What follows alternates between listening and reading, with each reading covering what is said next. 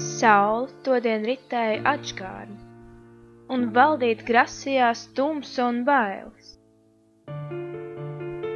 Debesu kāpnes šūpojās, grīļojās, un viņš nezināja, vai kāpa augšu vai leju.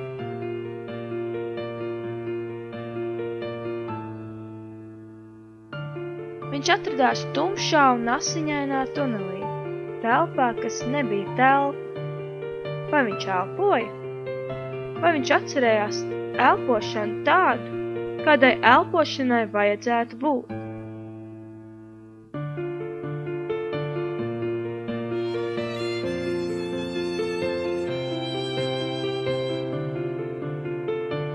Vispārības cīņā par viņu viņš pats bija iesaistīts ar nepiedalīšanos, un tādēļ jau vairāk notika līdzdalībnieks.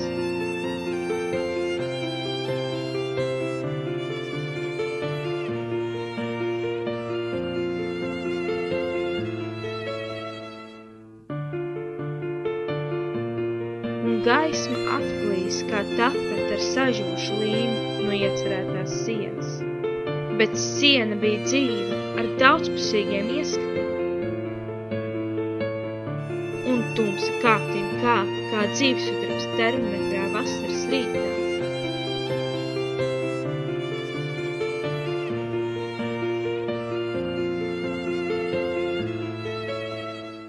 Tumsā viņam gaisma parādījās.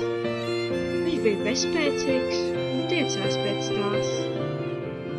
Bet tumsa viņš spieda atpakaļ, un gaisma raudāja, pamest izmisīgi.